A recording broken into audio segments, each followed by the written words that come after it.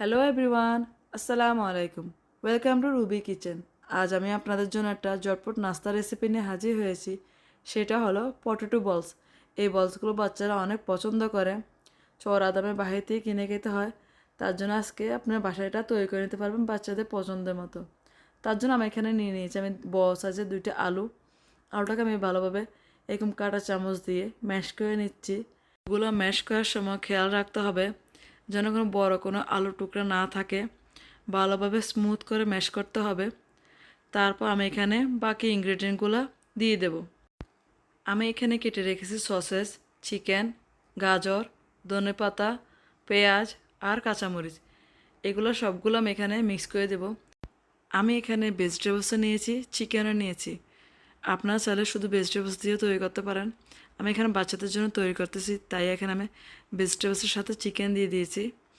বাচ্চাদের সহজে কিন্তু ভেজিটেবলস খাওয়ানো যায় না, তাই এই প্রসেসটা কিন্তু অ্যাপ্লাই করলে বাচ্চারা কিন্তু বুঝতে পারবে না বলসের ভিতরে আমরা কী দিয়েছি আর এরা কী খাচ্ছে। আপনারা এই পটেটো বলসগুলো শুধু চিকেন দিয়ে বা চিজ দিয়ে আপনারা তৈরি করে বাচ্চাদের দিতে পারেন। আর এখন আমি দিয়ে দেবো 1 চামচ পরিমাণ এখানে লবণ, আর দিয়ে দেবো 1 চামচ পরিমাণ ব্ল্যাক পেপার পাউডার, গোলমরিচ গুঁড়া। এখন দিয়ে দেবো আমি এখানে কর্নস্টার্চ মানে ভুট্টার ময়দা যেটা, সেটা 1/2 কাপ পরিমাণ আমি এখানে ব্যবহার করতেছি। কর্নস্টার্চটা দেওয়ার পর আমি এখানে অন্য কোনো মশলা ব্যবহার করব না। এখন হাত দিয়ে ভালোভাবে মিক্স করে নেব। মিক্স করে পাশে রেখে দেব। তারপর যখন বলসগুলো বানাবো তখন হাতে একটু তেল বা পানি দিয়ে গ্রিস করে নিয়ে বলসগুলো শেপ করে নেব যেন কোনো ক্র্যাক না থাকে। আমি এখন বলসগুলো ফ্রাই করে নেব, তার জন্য পর্যাপ্ত তেল দিয়ে দিয়েছি। এখন তেলটা গরম হওয়ার পর আমি এখানে এক এক করে সবগুলো বলস ঢেলে দিয়ে দিয়েছি। এখন বলসগুলো আমি এখানে গোল্ডেন ফ্রাই করে ভেজে নেব। আপনারা এই পর্যায়ে চুলার জালটা মিডিয়ামে রেখে দিবেন, তাহলে বলসগুলো ভালোভাবে ফ্রাই হবে, সাথে ক্রিস্পিও হবে, ভিতরে কোনো কাঁচা ভাব থাকবে না।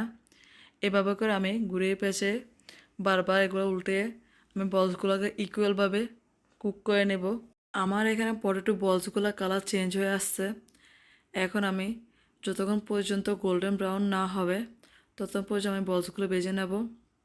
আমার কিন্তু বলসগুলো ভাজা হয়ে গেছে, আমি এখন সার্ভ করে নিচ্ছি। আপনারা দেখতেই পাচ্ছেন বলসগুলোর কালার কিন্তু অনেক সুন্দর আসছে। এই বলসগুলো দেখতে যেমন সুন্দর, খেতে কিন্তু দারুণ। বলসগুলোর উপরে ক্রিস্পি ভাব থাকবে, ভিতরে কিন্তু সফট। আজকে রেসিপিটা যদি ভালো লেগে থাকে তাহলে একটা লাইক করে চ্যানেলটা সাবস্ক্রাইব করে নেবেন। পাশে থাকার জন্য এতক্ষণ আপনাদেরকে অনেক ধন্যবাদ। সবাই ভালো থাকবেন, সুস্থ থাকবেন। আল্লাহ হাফেজ।